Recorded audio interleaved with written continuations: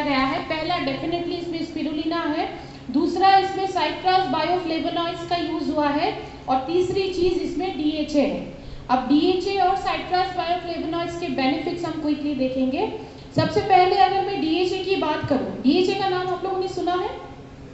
बिल्कुल सुना होगा, क्योंकि जब आप टीवी देखते हैं, बच्चों के जो हेल्थ ड्रिंक्स के ऐड आते हैं, वहाँ डीएचए का नाम लिया जाता है। एक लाइन सुना ही होगा, वो हमेशा बोलते हैं 6 साल की उम्र तक ब्रेन का विकास हो जाता है, सुना ही होगा।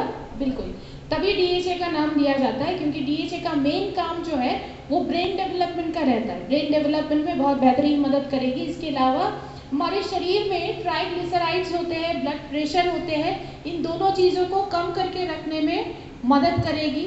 आर्थराइटिस के केसेस में जॉइंट्स में पेन रहता है, वहाँ भी ये आराम पहुँचाएगी। एजिंग प्रोसेस जो है वो नॉर्मल स्पीड में रखेगी। एजिंग प्रोसेस बहुत कारणों से कई बार बहुत ज़्यादा तेज़ी से होने लगती है, मतलब एज कम होता है, दिखने में बहुत ज़्यादा लगने लगते हैं, तो उस स्पीड को कमा के जो नॉर्मल स्पीड है उसमें रखेगी।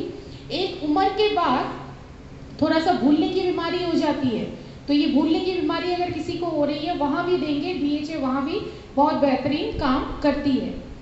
दूसरा है साइट्रस बायोफ्लेवोनॉइड्स। साइट्रस बायोफ्लेवोनॉइड्स के बेनिफिट्स की अगर मैं बात करूँ, ये एक बहुत स्ट्रॉन्ग एंटीऑक्सीडेंट है। एंटीऑक्सीडेंट अभी आपको सबको पता है, हमने बहुत सारी बातें की है। मतलब एक लाइन में अगर मैं बोलूँ, एंटीऑक्सीडेंट का मेन काम क्या है, ये आपके शरीर में कवच जैसा काम करती है, मतलब शील्ड बना के बाहरी जितने भी हमले हैं उससे बचाव का काम करेगी। नेक्स्ट है हमारे शरीर में जो ब्लड सर्कुलेशन होता है, जो खून का प्रवाह है, उसको बहुत बेहतरीन तरीके से मेंटेन करने में मदद करेगी। देन हमारे लंग फंक्शन के लिए बहुत ज़रूरी है ये।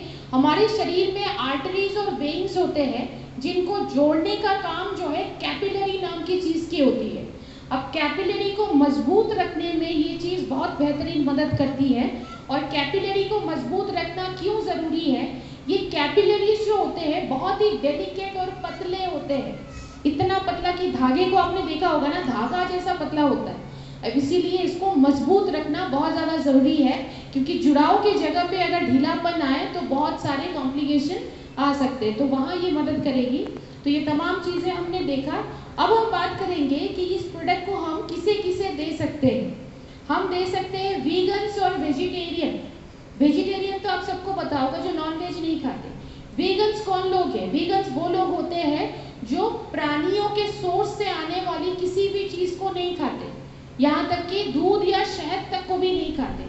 तो इतने ज़्यादा रेस्ट्रिक्शन के कारण क्या होता है, हमारे शरीर में इनके जो वीगन्स होते हैं, न्यूट्रिशन में गैप बनना जो है बहुत ज़्यादा चांसेस ज़्यादा हो जाता है। इसलिए ऐसे लोगों को ज़रूर ये प्रोडक्ट ऑफर करें। बच्चों को दे सकते हैं, शुरुआती एज जो रहेगा वो 5 साल का रहेगा।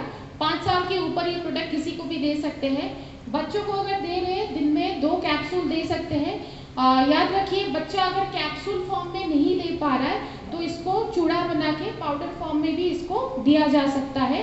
बुजुर्गों को दे सकते हैं, न्यूट्रिशन लेवल, एनर्जी लेवल अगर मेंटेन रखना चाहते हैं तो। ये प्रोडक्ट एज ए होल बोला जाता है कि फैमिली में हर कोई अगर 5 साल से ऊपर है तो हर एक मेंबर इस प्रोडक्ट को यूज़ कर सकता है।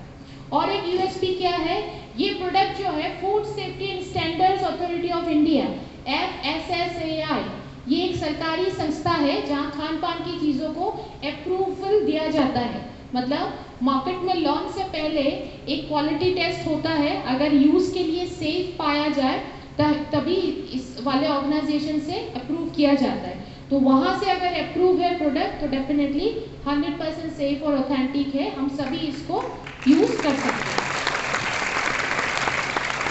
अगला प्रोडक्ट जो हमारे पास है वो है